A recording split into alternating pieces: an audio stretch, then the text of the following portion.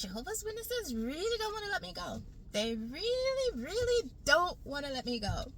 I decided after, how many years has it been? Like 2013. Okay, so 12 years. After 12 years of like fading from the organization, I decided, and it's something that I've been thinking about like over the years, like on and off, like maybe I should just disassociate, just write them a letter and leave completely, just cut off all ties. And I finally did it. I finally sent in my disassociation letter, and I thought it was beautiful. I told them, I sent it to, I'm in Canada. I sent it to the headquarters here in Bethel, because I don't even know what congregation I'm associated with, nor do I care. I was just like, I'm sending it to the source. Cut me off and send me all my shit. Excuse my French. And by shit, I mean destroy all the records that you have on me, anything. Just destroy it. I do not want to be associated with the organization, period. And I also said I want copies of whatever you have. Yeah, it wasn't a really strongly worded letter, and I wish I had it with me, but I don't, because I'd love to read it or post it or something. But anyway, so I sent that in, made sure it was post haste. What do you call that? Whatever. Expedite. Yes, that's the word I was looking for. Expedited it. Just so I know that they got it, ask for a signature and all of that. And I finally got a reply back, and you would never guess what they said.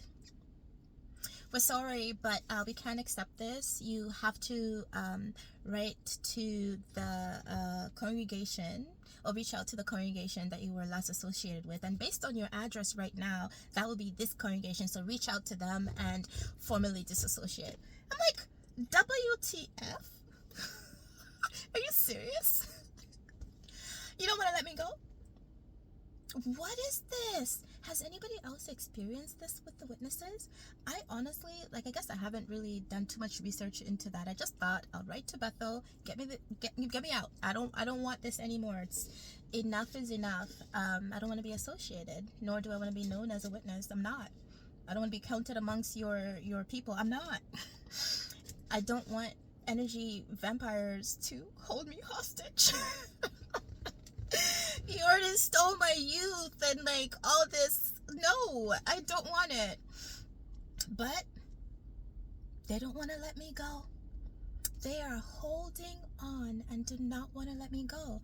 I think, why would you make it harder for people to disassociate? I just told you I don't believe in your shit anymore. Excuse my French again.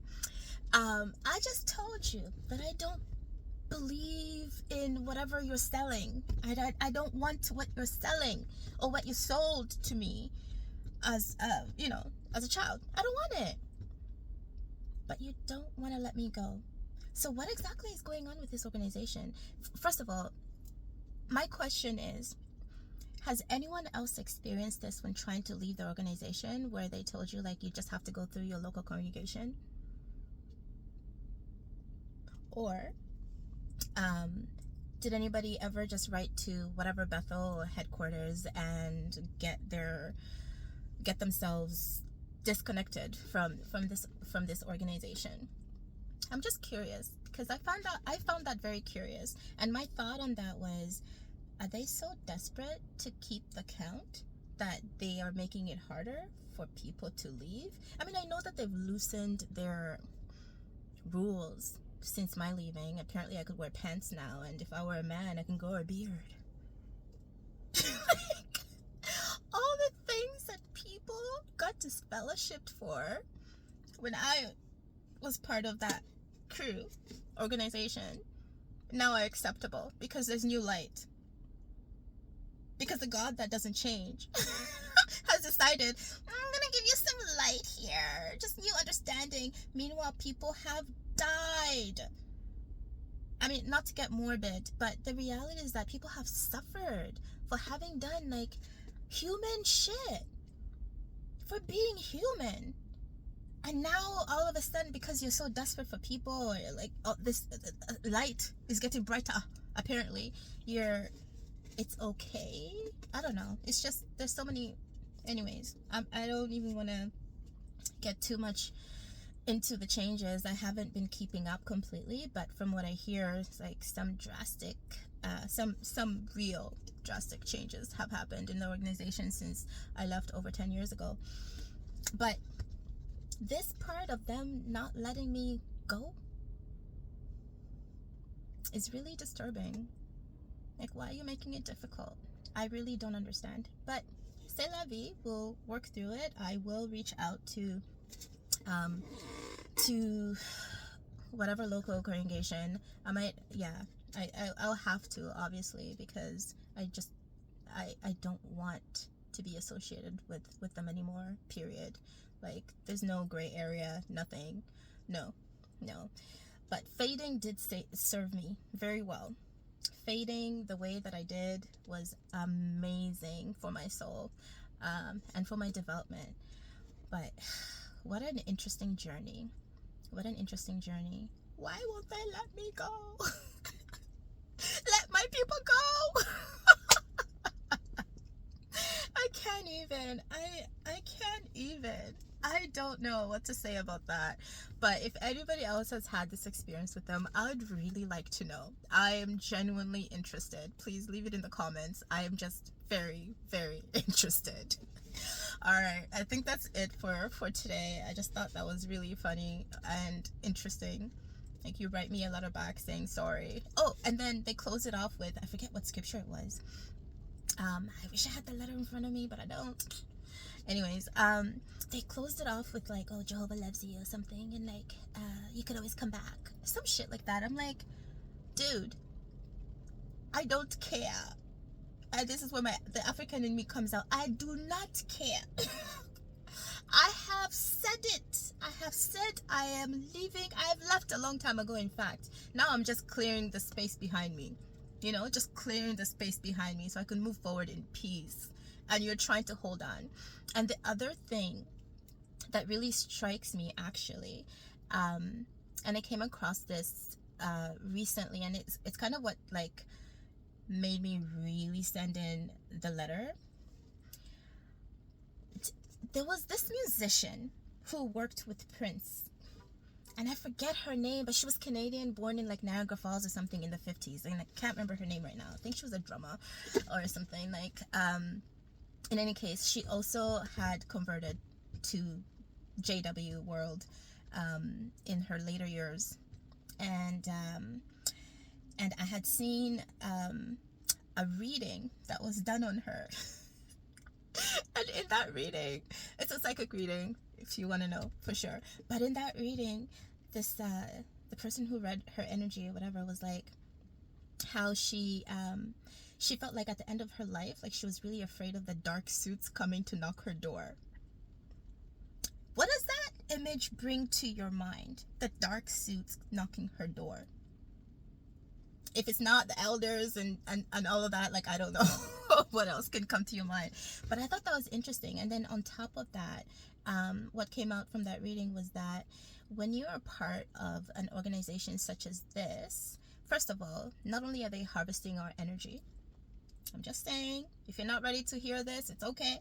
But I'm just saying your energies are being harvested, right? And so from like a really, like, from the spiritual realm, you're kind of enslaved. Isn't that something? Why are you still trying to hold on to my energy when I've cut you off? Like, I've done everything.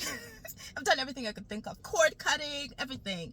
Including trying to, like, really disconnect by writing this letter to be like, now, like, from this side of things, this is it. And still, you want to hold on.